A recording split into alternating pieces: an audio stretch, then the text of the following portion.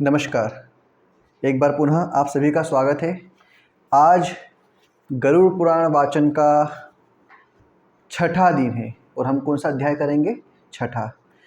प्रारंभ करने से पहले सबसे पहले भगवान विष्णु के चरणों में सादर प्रणाम। उनकी जय हो, सदा विजय हो। गरुड़ महाराज को भी सादर प्रणाम।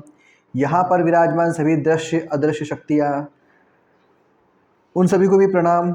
मेरे माता पिता पूज्य जो भी हैं पूर्वज हैं उन सभी को प्रणाम। आज हम अध्याय 6 प्रारंभ करेंगे। कल तक हमने 5 अध्याय किए होंगे। अगर आपने नहीं किए तो लिस्ट में जाके आप देख सकते हैं। गरुड़ पुराण लिस्ट के अंदर आपको 6 ही अध्याय देखने को मिल जाएंगे। और यदि आपका कोई प्रश्न हो, कुछ भी संबंधित कुछ भी हो तो आप कमेंट करके पूछ सकते हैं। यदि मुझसे कुछ त्रुटि हुई है तो उसका भी सुधार के लिए आप उसमें कर सकते हैं। मैं आपको बिल्कुल स्वागत करता हूँ। हमेशा सीखने के लिए, समझने के लिए, स्वीकार करने के लिए हमेशा खुला रहना चाहिए। तो मैं खुला हूँ आप लोगों के ज्ञान के लिए भी, क्योंकि मैंने कहा था मेरा केवल उद्देश्य स्वयं के लिए भी ज्ञान बढ़ाना और लोगों का ज्ञानवर्धन करना है। कोई भी ब्रह्म नहीं है, ठीक है? तो हम सब लोग ही क्या हैं? सीखने वाले ही हैं। तो शुरुआत करते हैं आज का छठा अध्याय। कौन सा अध्याय? छठा अध्याय। जीव की गर्भावस्था दुख। शुरुआत ही यहाँ से हो गई है कि गर्भावस्था से इंसानों क्या होता है? दुख चालू हो जाता है। गर्भ में पूर्व जन्मों के ज्ञान की स्मृति। जहाँ तक आप 9 माह तक माँ के गर्भ में रहते हैं तब तक आपके मन में क्या होता है? पूर्व जन्म की स्मृति होती है। और भगवान से बार बार क्या करते हैं? प्रार्थना करते हैं कि इस गुफा से, इस अंधकार से क्या करो, मुझे प्रकाश की ओर ले जाओ, मतलब संसार में लाओ। जीव द्वारा भगवान से अब आगे दुष्कर्मों को न करने की प्रतिज्ञा। और क्या करता है वो? क्योंकि पूर्व जन्म में क्या है, अभी देखा था मैं पिछले इसमें अध्यायों में, नर्क को भोग के आया हुआ होता है, गर्भ अवस्था में है। तो अब वो क्या प्रार्थना करता है कि अब मैं वचन देता हूँ कि अब मैं इस पृथ्वी पर जाऊंगा तो केवल आपकी भक्ति करूंगा, पूजा करूंगा, पाठ करूंगा, ध्यान करूंगा, तपस्या करूंगा, अच्छे कर्म करूंगा, लेकिन बुरे काम नहीं करूंगा। ऐसा व्यक्ति गर्भावस्था में क्या करता है? भगवान से प्रतिज्ञा करता है। गर्भावास से बाहर आते ही वैष्णवी माया द्वार उसका मोहित होना तथा गर्भावस्था की प्रतिज्ञा को भुला देना। क्योंकि ये जो माया है, माँ भगवती है साक्षात। जैसे ही मनुष्य इस पृथ्वी पर आता है तो इस माया के जाल में फंस जाता है, भ्रमित हो जाता है, मोह के माया के इस जाल में फंस के रह जाता है और वह अपनी प्रतिज्ञा भूल जाता है कि भगवान केवल मैं आपकी ही प्राप्ति के लिए प्रयास करूँगा। देखिए कितनी प्यारी बात है। हम सब लोगों के लिए सीखने वाली बात है कि हम जैसे ही इस माया जाल में आते हैं तो हम अपने वचनों को, हम अपनी प्रतिज्ञा को भूलकर केवल इस माया में ज़्यादा से ज़्यादा पैसा, ज़्यादा मकान, ज़्यादा रिश्ते, ज़्यादा नाते, इनको प्राप्त करने में लग जाते हैं। गरुड़ जी ने कहा, हे केशव, क्योंकि हमने बात की थी संवाद किसके बीच में है? गरुड़ जी और भगवान विष्णु के बीच में। तो पूछते हैं गरुड़ जी, हे केशव, नरक से आया हुआ जीव माता के गर्भ में कैसे उत्पन्न होता है? वह गर्भवास आदि के दुख को जिस प्रकार भोगता है वह सब भी मुझे बताइए। भगवान विष्णु ने कहा, स्त्री और पुरुष के संयोग से वीर्य और रज के स्थिर हो जाने पर जैसे मनुष्य की उत्पत्ति होती है उसे मैं तुम्हें कहूँगा। ऋतुकाल में आरंभ के दिन 3 दिनों तक ऋतुकाल में आरंभ के 3 दिनों तक इंद्र को लगी ब्रह्म हत्या का, मतलब ब्रह्म हत्या का इसमें तात्पर्य दे रखा हुआ है, स्त्रियों ने यह वर पाकर कि वे सर्वदा पुरुष का सहवास कर सके, ब्रह्म हत्या का तीसरा चतुर्थांश स्वीकार किया। उनकी ब्रह्म हत्या प्रत्येक महीने में रज के रूप में दिखाई पड़ती है। जो चतुर्थांश रजस वाला स्त्रियों में रहता है, उस ऋतुकाल के मध्य में किए गए गर्भाधान के फलस्वरूप पापात्माओं के देह की उत्पत्ति होती है। मतलब शुरू के जो महिला जब पीरियड्स में रहती है, स्टार्टिंग के 3 दिन, अगर उस समय गर्भ की अवस्था रह जाती है तो उस समय कौन से है? पापात्मा क्या करती है? देह की उत्पत्ति होती है ना। तो इसलिए आप विशेष ध्यान रखिए इसका। रजस वाला स्त्री प्रथम दिन चांडाली। देखिए आप, स्त्री जो होगी किस किस दिन क्या, मतलब इसका मतलब उद्देश्य क्या है कि उसके किस प्रकार के व्यवहार होगा, व्यवहार की बात बताइए। तो चांडाली, दूसरे दिन ब्रह्मघातिनी और तीसरे दिन रज की धोबिन कहलाती है। तदनुसार उनमें स्पर्श दोष रहता है। नरक से आए हुए प्राणियों की ये 3 माताएं होती हैं। देखो नरक की माताएं हैं ये, तो यहाँ पे कौन आकर व्यक्ति रहेगा? नरक वाले। देव की प्रेरणा से कर्मानुरोधी शरीर प्राप्त करने के लिए प्राणी पुरुष के वीर का कण आश्रय लेकर स्त्री के उदर में प्रविष्ट होता है। एक रात्रि में वह शुक्राणु कल कल के रूप में, 5 रात्रि में बुध के रूप में, 10 दिनों में बेर के समान तथा उसके पश्चात मांसपेशियों से युक्त अंडाकार हो जाता है। मतलब जीव किस प्रकार से उसका निर्माण हो रहा है उसकी यहाँ पर बात बताई गई है। 1 मास में सिर, मतलब पहले महीने में सिर, 2 मास में बाहु उसके हाथ आदि शरीर के सभी अंग, 3रे मास में नख, लोम, अस्थि, चर्म तथा लिंग बोधक छिद्र उत्पन्न होते। मतलब 3 महीने में इतनी अवस्था बच्चे की बन जाती है।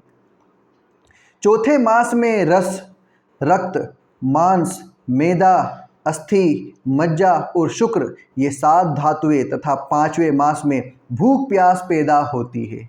मतलब जैसे ही शिशु कितनी अवस्था में आता है, 5वें महीने में आता है तो उसके अंदर भूख प्यास पैदा होती है। 6ठे मास में जरायु में लिपटा हुआ वह जीव माता की दाहिनी कोख में घूमता है।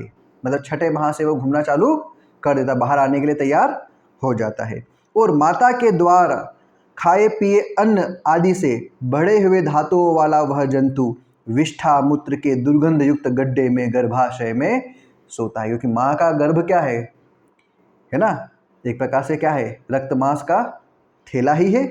तो दुर्गंध युक्त गड्ढे के अंदर गर्भाशय में वह सोता है। वहाँ गर्भस्थ शोधित कृमियों के द्वारा उसके सुकुमार अंग प्रतिक्षण बार बार काटे जाते हैं, जिससे अत्यधिक क्लेश होने के कारण वह जीव मूर्छित हो जाता है। माता के द्वारा खाए हुए कड़वे, तीखे, गरम, नमकीन, रूखे तथा खट्टे पदार्थों के अति उत्तेजक स्पर्श से उसे समूचे अंग में वेदना होती है। जरायु मतलब झिल्ली से लिपटा हुआ वह जीव आंतों द्वारा बाहर से ढका रहता है। मतलब समझ में आई? इसलिए कहा था ना कि स्त्री जब गर्भ अवस्था होती है तो इस प्रकार की चीज़ों को खाने के लिए मना किया जाता है। क्यों? क्योंकि इसमें कष्ट किसको होता है? उस शिशु को। ठीक है, क्या पूछ रही है?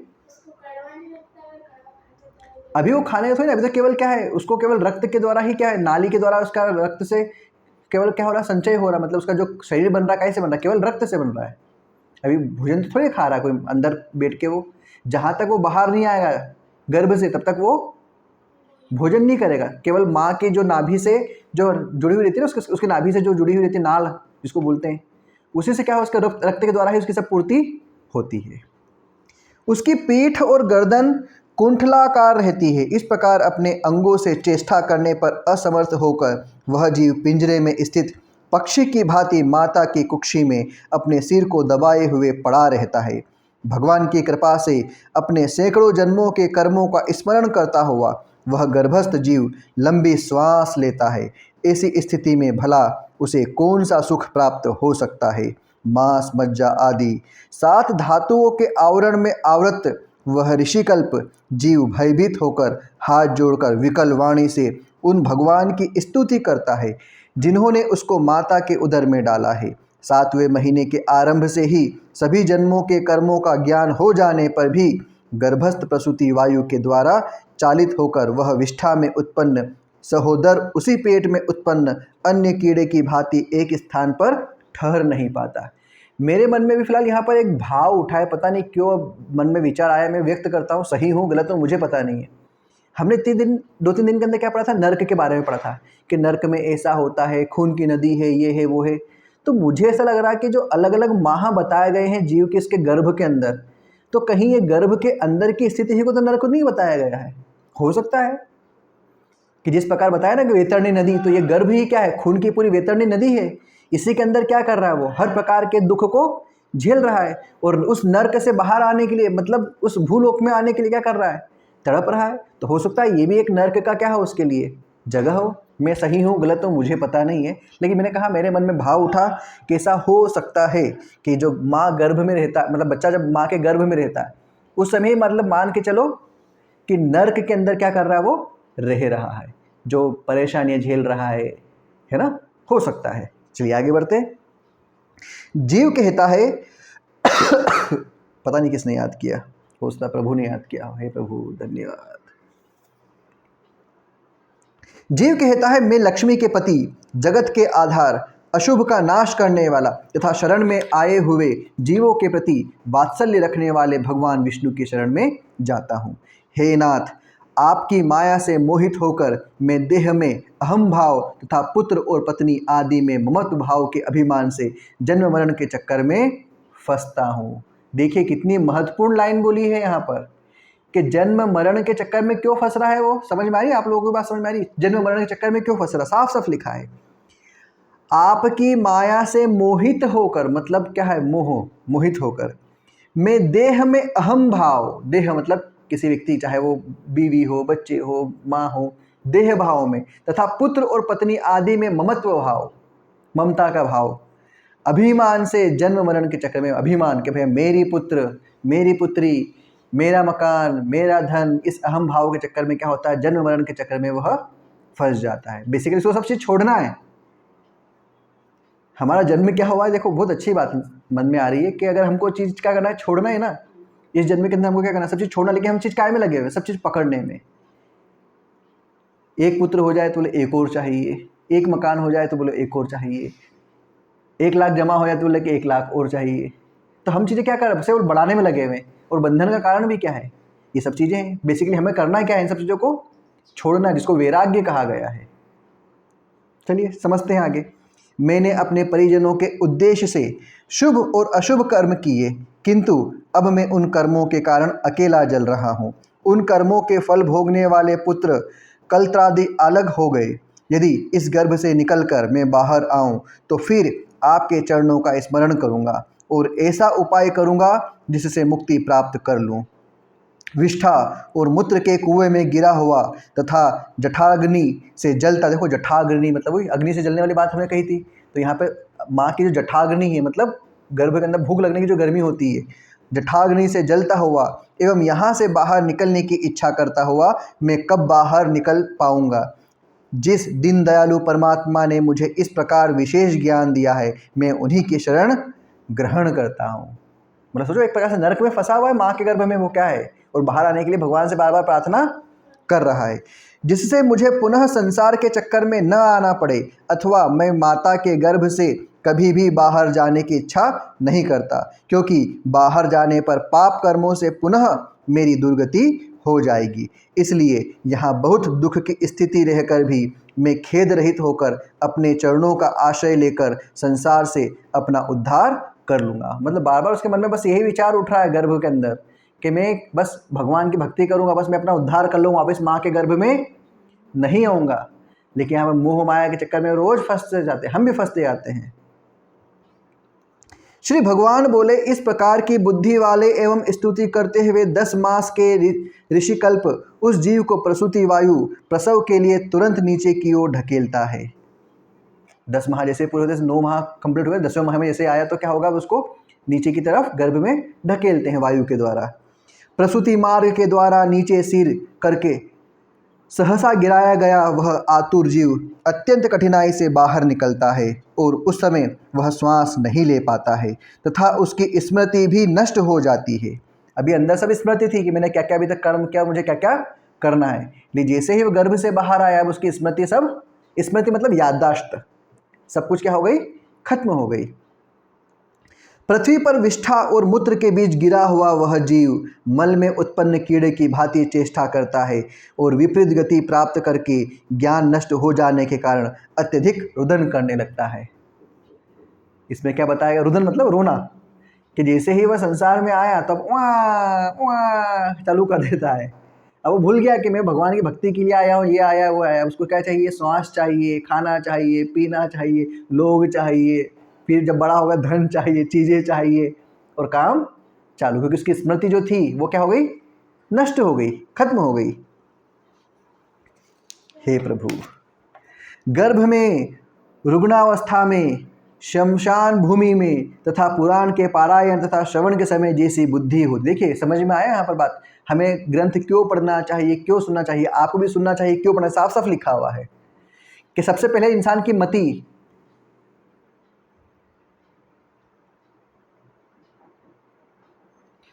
क्षमा चाहता हूं प्रभु, यहां पे क्या बोला गया है, कोई दिक्कत नहीं, जो है अब छुपाना, झूठ बनाना, अधिक चीज़ दिखाना, ये सब चीज़ें बंद की जाए। जो हूँ जैसा हूँ ठीक हो, चाहे आप देखो चाहे मेरे घर वाले देखें।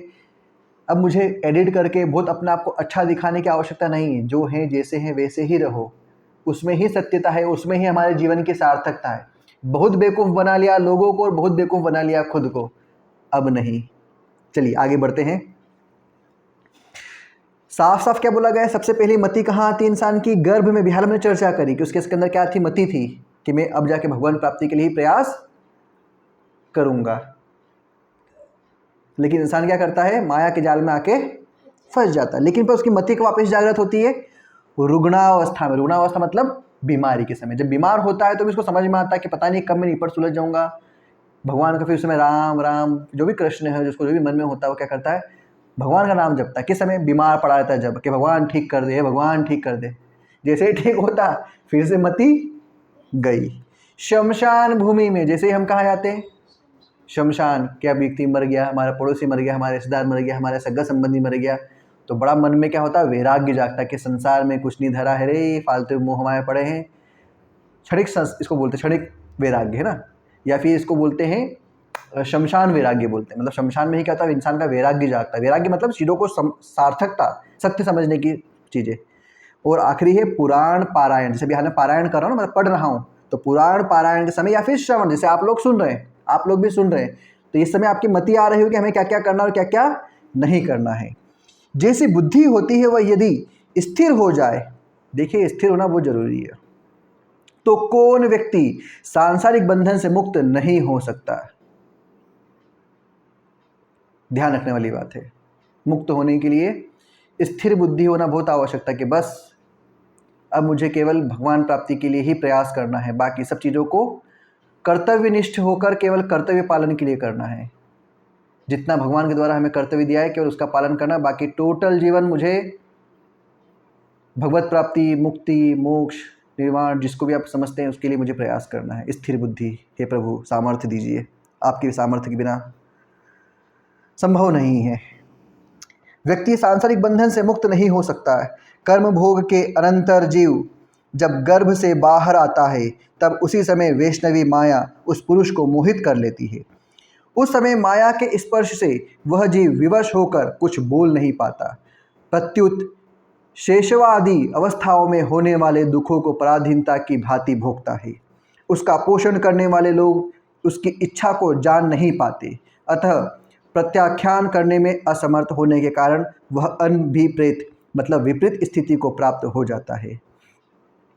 स्वेदज जीवों से दूषित तथा विष्ठा मूत्र के अपवित्र शैया पर सुलाने जाने के कारण अपने अंगों को खुजलाने में आसन से एक मिनट रुकिएगा थोड़ा सा, हाँ ठीक है।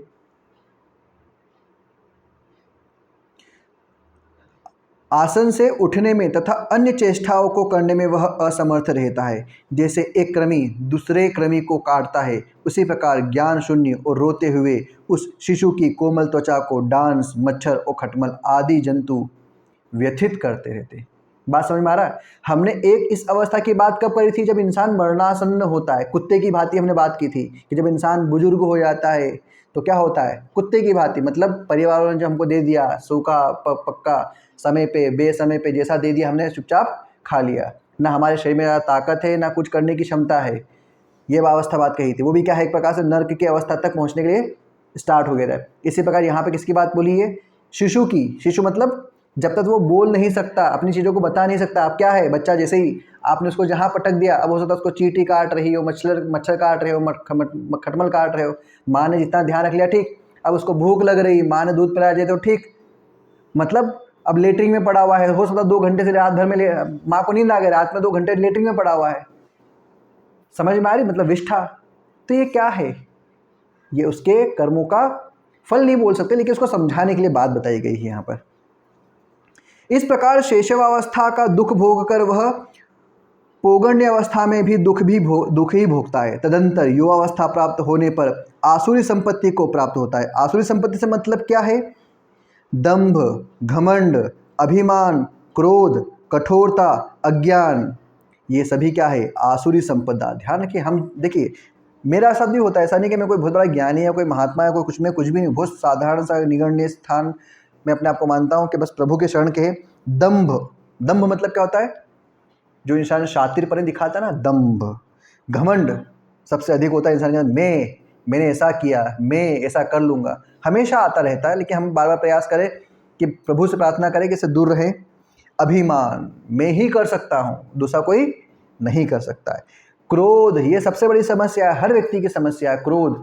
छोटी छोटी बातों में हमारा क्रोध बढ़ जाता है, बार बार आता है क्रोध। और क्या है? कठोरता, कठोरता मतलब किसी पर दया भाव नहीं रखना। और अज्ञान मतलब सत्य का ज्ञान नहीं होना।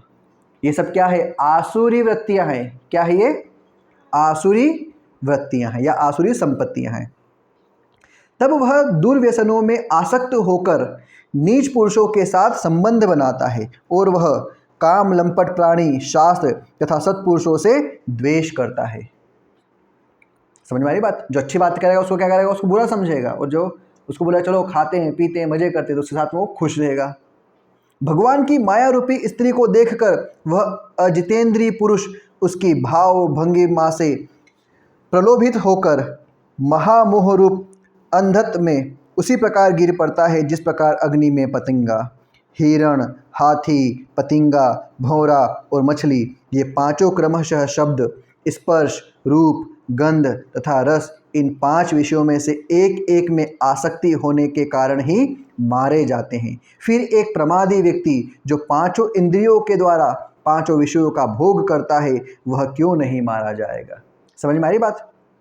यहाँ पे बात कही गई कि हिरण, हाथी, पतिंगा, भंवरा और मछली, इनको किससे संज्ञा दी गई है? शब्द।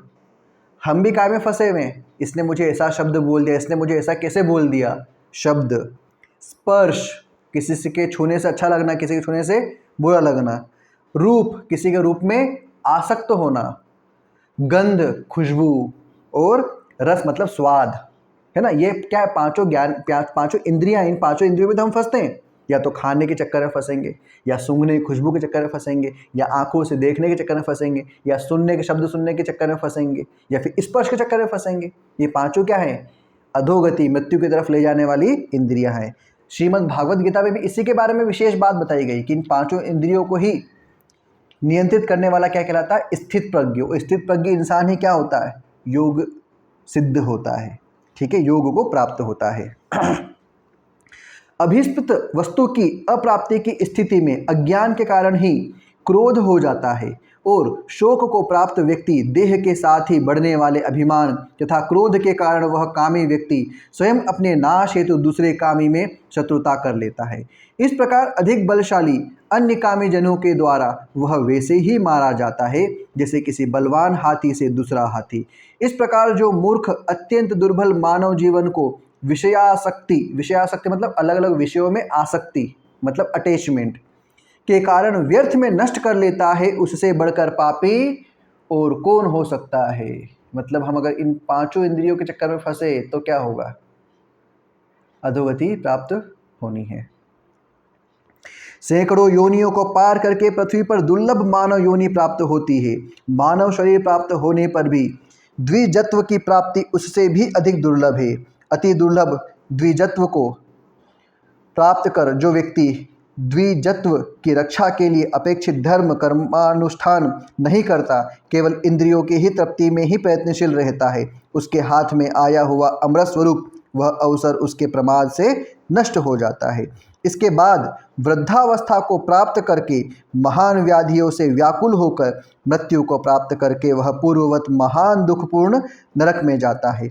इस प्रकार जन्म मरण के हेतु भूत कर्मपाशों से बंधे हुए वे पापी मेरी माया से विमोहित होकर कभी भी वैराग्य को प्राप्त नहीं करते। हे ताक्ष, इस प्रकार मैंने तुम्हें अंत्येष्टि कर्म से हीन पापियों की नरक गति बताई। अब आगे और क्या सुनना चाहते हो? इस प्रकार गरुड़ पुराण अंतर्गत सारोद्वार में पाप जन्मादि दुख खनिरूपण नामक छठा अध्याय पूरा हुआ। बोलिए भगवान विष्णु की जय हो, गरुड़ महाराज की जय हो। यहाँ पर आए पधारे सभी दृश्य अदृश्य जीव देवी देवताओं सभी को मेरा सादर प्रणाम। आपने सुना, आपको इसका फल प्राप्त हो, आपको मुक्ति मिले, मोक्ष मिले, भगवत प्राप्ति मिले, ऐसी मेरी प्रार्थना है। और आज की कथा पारायण का पूरा फल आपको मिले, इसी प्रभु से मैं इच्छा रखता हूँ। आप सब लोगों को भी कल्याण हो। धन्यवाद सभी को, आप सभी लोगों का भी धन्यवाद। आपका कोई प्रश्न है क्या? बताइए। पतंग, पतंग है ना, मैंने 5 जीव बताया। सबसे पहले बताया था हिरण, हिरण को तुम जानते हो। दूसरा बताया था हाथी, है ना, हाथी को भी जानते हो। तीसरा बताया था मैंने पतंगा, पतंगा जो आप देखते हो ना इस प्रकार हवा में उड़ता हुआ पंखड़ी, वो तितली ऐसा ही होता है, स्पेशली बरसात में उड़ता हुआ दिखता है। टिड्डा अलग होता है ना, ऐसा ही एक जीव तितली जैसा जीव है ना जो होता है, पतंगा कहलाता है वो। तो पतंगा क्या होता है, उसकी क्या वृत्ति होती है, जहां पर भी आग जलती है, क्या करती है, आग जलती है, तो वो क्या करता है, उसको समझता है बहुत तेज रोशनी, मजा आएगा। जैसे हम सूरज देख के कैसे लगता है कि बहुत अच्छा दिखने में अच्छा लग रहा है, तो उसको भी क्या लगता है, उसे तेज रोशनी देख के क्या लगता है कि बहुत अच्छा। लेकिन वो आग है, वो जैसे ही वो तेज रोशनी के अंदर घुसता है जल के भस्म हो जाता है। मतलब क्या है, अपनी आंखों की इंद्रियों से क्या कर रहा है वो, उसको बड़ा मजा आ रहा है, लेकिन उस मजे के चक्कर में क्या होता है, फंस के रह जाता है। इसी प्रकार हाथी की बात कही गई, तो हाथी क्या करता है, हिरनी को, आपने पता है हाथी को पालतू, सोचो इतना विशाल जीव जो है हाथी, समझ रहे हो, हाथी को छोटा मोटा जीव है क्या, हजारों कुंटलों का इतना बड़ा जीव मनुष्य के वश में कैसे आ जाता है? कभी सोचा कि पालतू कैसे बना लिया इतने बड़े हाथी को? कभी विचार किया? हथनी के द्वारा। हथनी जो होती है क्या करते हैं, उसको उसकी आवाज़ से या उसको बांध दिया जाता है, उसके लालच में क्या होता है, गड्ढे में गिर जाता है और फिर उसको भूख प्यास से तड़पा तड़पा के उसको क्या करता है, अपना बनाया जाता है। और फंसता किसके चक्कर में, वो हथनी के चक्कर में। यहाँ बता ना 5 प्रकार की इंद्रियां बताई थी, तो उन स्पर्श के रूप के चक्कर में क्या होता है, वो फंस जाता है। हिरण है, खुशबू देखा होगा ना, हिरण की नाभि के अंदर ही क्या होती है, कौन सी खुशबू, कस्तूरी, नाम सुना होगा आप लोगों ने, है ना, कस्तूरी बसे कुंडल। कभी आपने सुना होगा दोहा, कस्तूरी बसे कुंडल, मतलब उसकी खुद की कुंडली में ही क्या है, कस्तूरी है, लेकिन पर उस खुशबू के चक्कर में वो इधर उधर दौड़ लगाती रहती हिरनी कि खुशबू कहाँ से आ रही है, खुशबू कहाँ से आ रही, लेकिन कहाँ है उसके खुद की कुंडली, उसके खुद की नाभि में क्या है, कस्तूरी, वो खुशबू है। तो वो खुशबू के चक्कर में फंसती है। ये इंद्री के चक्कर में हाथी फंसता है। पतंगा जो होता है वो किसके चक्कर में फंसता है, अपनी आँख के चक्कर में फंसता है। और एक और मैंने कौन सा बताया था, भंवरा, है ना, तो भंवरा किस चक्कर में फंसता है, रस के चक्कर में, है ना, पुष्प के फल को रस को चूस चूस के लाता है। और बाद में कौन होता है, मधुहा जो होता है, वो उसका क्या लेता पूरा। सोचो आपने जीवन भर क्या करा, मेहनत करी, बहुत संघर्ष किया, आपने सोचा कि बस मुझे कोई पद मिल जाए, कोई प्रतिष्ठा मिल जाए, मेरे को एक नौकरी मिल जाए, मेरे पास इतना पैसा आ जाए कि मुझे सुख मिल जाएगा। अचानक आपकी मृत्यु हो गई। अब जो भी आपने इकट्ठा किया है, पाप से पुण्य से जैसे भी किया हुआ है, उसका भोग कौन भोगेगा, आपके संसार में जो रहते हैं आपके सगे संबंधी औलाद। अब वो कैसे भोगेगी आपको पता नहीं है। जिस प्रकार जो मधुमक्खी है, भंवरा है, वो क्या करता है, फूल फूल पर जाकर चुन चुन चुन चुन के बड़ा सोच सोच सोच सोच के क्या करता है, वो रस को लेता है और फिर क्या करता है, शहद बनाता है। लेकिन पर क्या होता है, मधुहा, मधुहा मतलब जो मधुमक्खी के छत्ते को गिराता है, वो आता है और पूरे छत्ते को रस लेके चले जाता है, जिसने कोई मेहनत नहीं करी। हाँ करी मेहनत माना, लेकिन पर पूरी लेके मजे वो करता है। वो मेहनत किसने करी, भौरे ने। आखिरी चीज़ कौन सी है, मछली। मछली के बारे में मुझे थोड़ा देखना पड़ेगा, मछली का क्या है मामला, है ना, स्पर्श का हो सकता है उसके अंदर भी शायद तक ऐसा हो सकता है, या शब्द वाला हो सकता है। मछली क्या होती है, साउंड। हाँ मछली साउंड से शायद आवाज़ से बहुत वो रहती है, बहुत जल्दी उसका वो होता है मूवमेंट। तो वो प्रभावित किससे होती है, मछली से, या फिर भूख से वहाँ से, तो कांटे में फंस जाते हैं ना मछली, इसके कारण हो सकता है। यहाँ पे ये भी बताया हो, भूख, स्वाद, कांटे के चक्कर में आती है वो और फंस जाती है वो, और क्या होता है, उसका कल्याण नहीं हो पाता, वो किसी का भोजन बन के रह जाती है। और हम भी क्या करते हैं, लालच में आ जाते हैं कि एक मकान बना लूँ मैं, बस उसके बाद फिर तैयारी करूँगा, बस ये 5 लाख इकट्ठे कर लूँ मैं, फिर मैं ये कर लूँगा, बस एक नौकरी कर लूँ मैं, है ना। माँ सत्य है, इससे पीछे मत हटो, सत्य है इस। अगर हम ये बात कर रहे हैं, विचार कर रहे हैं, क्यों कर रहे हैं, ताकि हमारी बुद्धि भी क्या होती जाए, शुद्ध होती जाए, दूसरों को समझाने के साथ साथ में खुद भी हम समझते जाए, क्योंकि हम इतने सार्थक नहीं है ना। अभी हमारे बहुत सीखने का समय है। तो चलिए आप सभी लोगों एक बार पुनः धन्यवाद। जीवन को सुधारते रहिए, आप सब लोगों का कल्याण हो। धन्यवाद।